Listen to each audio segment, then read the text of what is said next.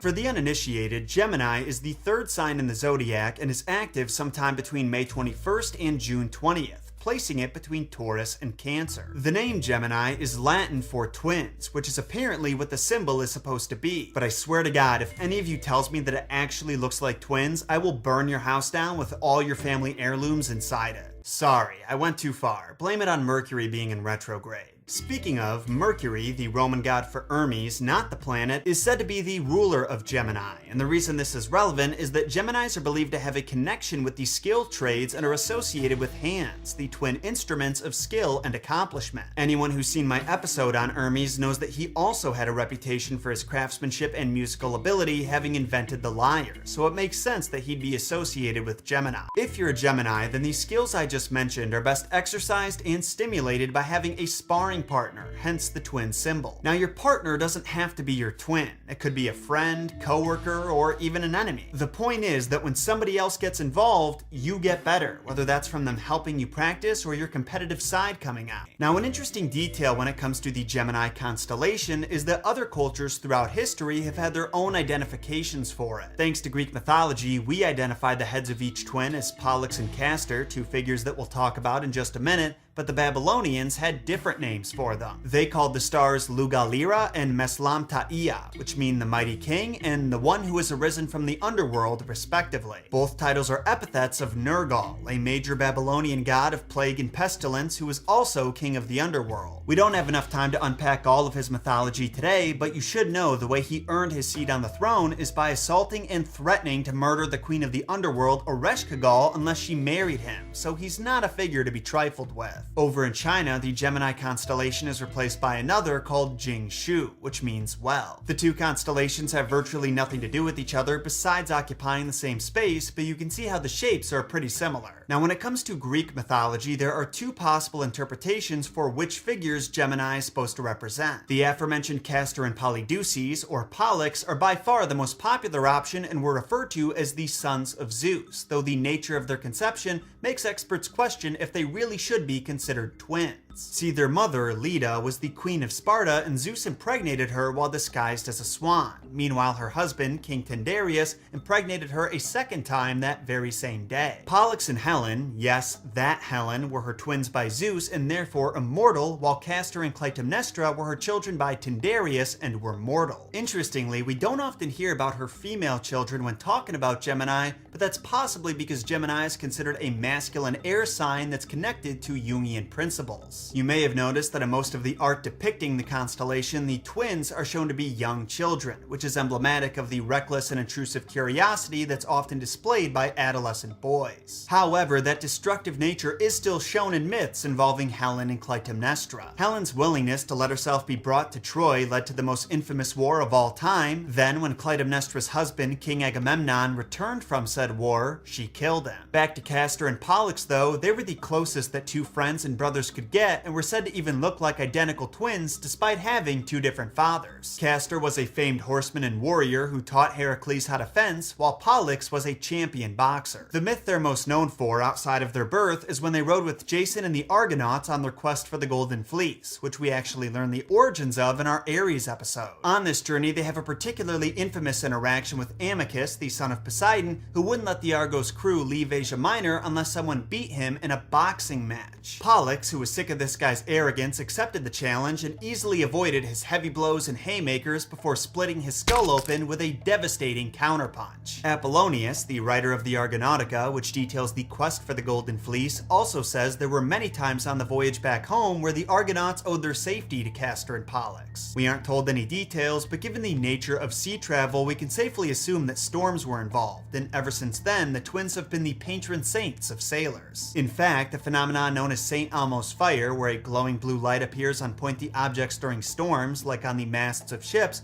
was believed to be a sign that the twins were protecting the ship. But as for how Castor and Pollux wound up being a constellation, that actually involved a feud with another set of twins over two beautiful women.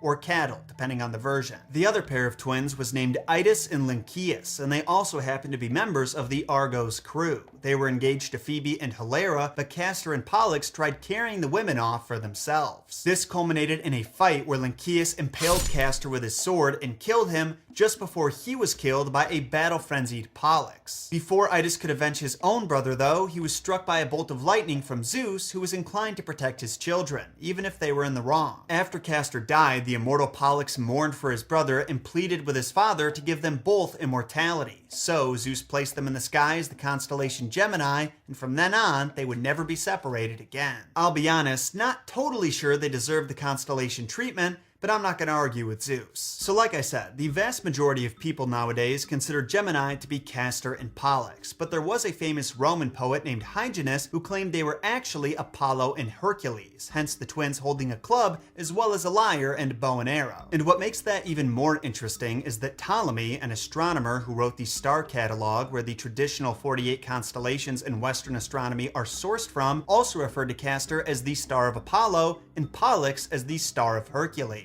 However, there is only one discovered instance of him calling them that. There's no myth that explains why they'd be up there, not to mention Hercules has his own constellation, and I'm not talking about the one from the Disney movie. Actually, the real Hercules constellation is upside down relative to the constellations near it, which I think would have been hilarious for them to include in the Disney movie. The Hebrew is Nephilim, equals fallen ones, reference being had to the southern zodiacal constellations. These giants were Scorpio, Sagittarius, Capricornus, Aquarius, and Pisces, then below the equator. And the fifth angel sounded, and I saw a star fall from heaven unto the earth, and to him was given the key of the bottomless pit. The fallen star in Revelation 9:1 is the constellation Ophiuchus, the serpent bear. That destroyer, winter, so named Abaddon in the Hebrew tongue. It is no other than Ophiuchus, who carries the sun into winter and unlocks the bottomless pit annually. The bottomless pit is nothing more than the southern hemisphere. The Greeks termed it the abyss on their ancient celestial globes. And he opened the bottomless pit, and there arose a smoke out of the pit as the smoke of a great furnace, and the sun and the air were darkened by reason of the smoke of the pit. Turning to the heavens of 3400 or 3500 BC, we find the altar truly upright, and we see the smoke of the incense, imitated by stars in the rich streams of the Milky Way, which extend from the altar like ascending clouds, and wreaths of smoke, over the Scorpion on one side, and over Sagittarius on the other. There are many myths and legends about the origin of the Milky Way, the crowd of stars that makes a distinctive bright streak across the night sky. Throughout the world, the Milky Way fired the imaginations of skywatchers who imagined a great celestial path or river stretching across the heavens. In the Babylonian epic poem, Enuma Elish, the Milky Way is created from the severed tail of the primeval saltwater dragoness Tiamat, set in the sky by Marduk, after slaying her. The Milky Way billowing up from Ra is the smoke of the bottomless pit, and the abyss should be understood in its strictest sense as the southern hemisphere. And there came out of the smoke locusts upon the earth, and unto them was given power, as the scorpions of the earth have power. Gloom spawns a swarm of sky locusts, that is, they are locusts which are not part of the earthly environment. These locusts do not devour vegetation, but behave like scorpions.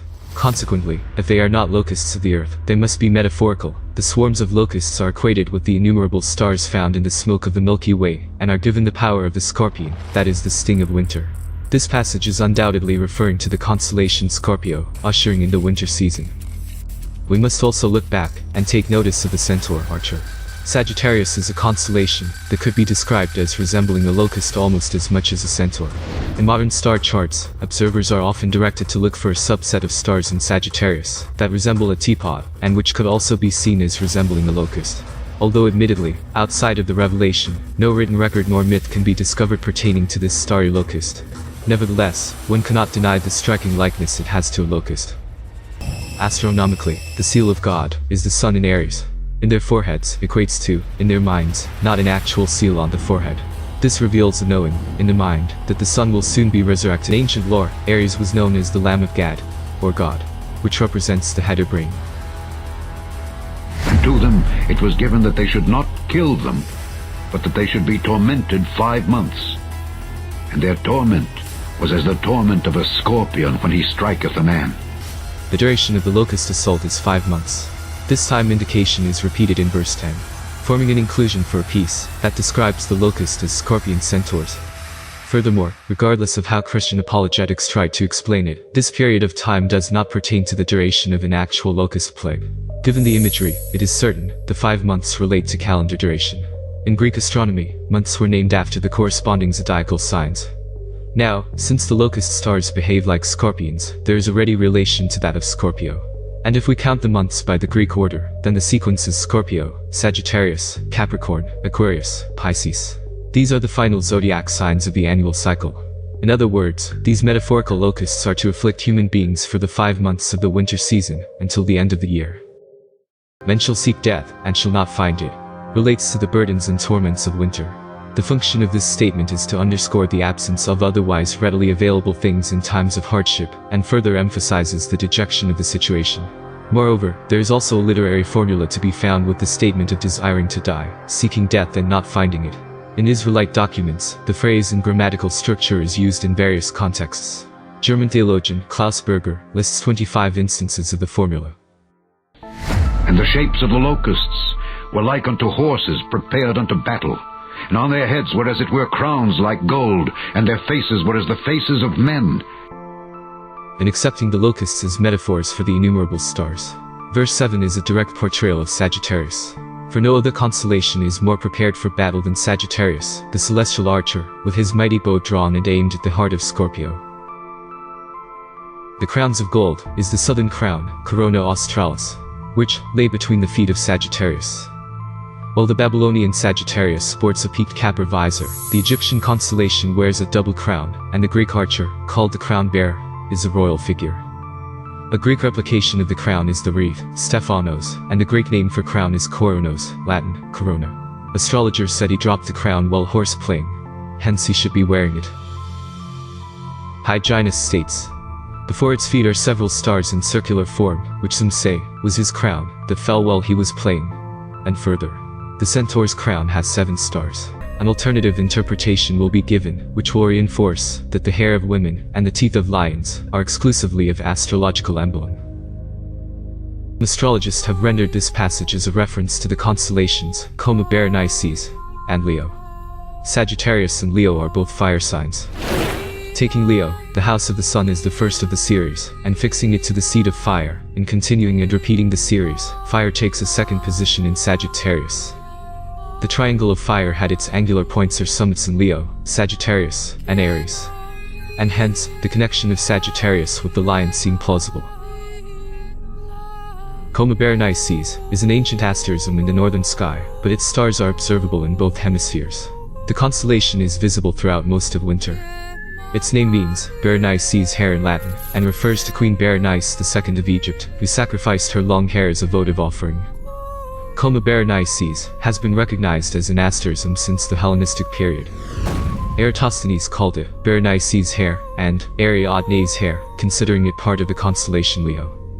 According to the records of the Assyrians, Babylonians, and Sumerians, the Nephilim god Nergal, son of Marduk, was considered the deity, represented by the zodiac sign of Sagittarius. He was often depicted as a lion with a human head, and was the god of the dead, war, famine, and pestilence. The original Sagittarius is the divinity of the month, the solar Nergal. Nergal is represented as a lion, the solar animal, with a man's head. This explanation is also confirmed in the fact that Sagittarius is often depicted sporting a lion skin, sagum, which may be an esoteric cat call of Sagittarius, taking over the starry throne, where Nergal once ruled. The ferocious teeth also convey a striking resemblance in the constellation Lupus, impaled on a spear by Centaurus, almost always bearing its teeth on modern star charts. The Lupus constellation lies in the southern hemisphere, between Centaurus and Scorpius. Its name means the wolf in Latin. The Greeks knew the constellation as Therium, a wild animal, and the Romans called it Bestia, the beast. In Greek times, the constellation was probably taken to represent a creature based on the Babylonian figure of the mad dog. The creature was a hybrid, with a human head and torso, and legs and tail of a lion. To the Arabs, this constellation was known as Al-Fad, the leopard, and Al-Asada, the lioness. Most modern scholars believe the name Lupus as a wolf came about by a mistranslation of the Arabic names. The translators of Aristotle have rendered panther by Lupus canaris. The constellation which we call Lupus is named Nemr, both by the Arabians and the Syrians. Nemur signifies a panther, or leopard. Thus, lupus is authenticated to have originally been a feline, before the wolf. The ancient Greeks more often than not always depicted the centaur with long flowing feminine hair on their pottery and vases. A quick study of Grecian artwork will show it was customary to assign long hair to the centaurs. Moreover, in ancient Greece, long male hair was a symbol of wealth and power, while a shaven head was appropriate for a slave. The ancient Greeks had several gods and heroes who wore their hair long, including Zeus, Achilles, Apollo, and Poseidon. Greek soldiers are said to have worn their hair long in battle. And they had breastplates, as it were breastplates of iron, and the sound of their wings was as the sound of chariots of many horses running to battle. Named Neft, on the Egyptian sphere, Sagittarius, of the horse and bow, was called the armor-bearer of Osiris. Malevius was an acknowledged astro-mason, introducing such constellations as the sextans and triangulum minus, which are blatant Masonic symbols. It is in my opinion, he had foreknowledge of the armor constellation before his presumed and credited discovery of it. And hence, the celestial armor will be rightfully translated as the iron breastplate and accredited to Sagittarius, just as the author did in the book of Revelation. And the sound of their wings relates to the outstretched wings of the constellation Aquila, the eagle who once held the thunderbolts of Zeus. This constellation is found directly above the celestial armor and the battle-ready centaur, Sagittarius. And they had tails like unto scorpions, and there were stings in their tails, and their power was to hurt men 5 months. The horse, the scorpion, and the bow gave birth to a centaur, holding a bow and having a scorpion's tail, are Sagittarius. There was also Scorpio Man, a humanoid equatorial constellation, with a human torso, animal lower body, lion-footed, and scorpion-tailed. Around the 17th century BC, Mesopotamian boundary stones began to carry astronomical symbols, including that of the terrifying Scorpion Man. Many scholars identify this creature as the Mesopotamian precursor of Sagittarius, the archer. Scorpion men are featured in several Akkadian language myths, including the Enuma Elish and the Babylonian version of the Epic of Gilgamesh.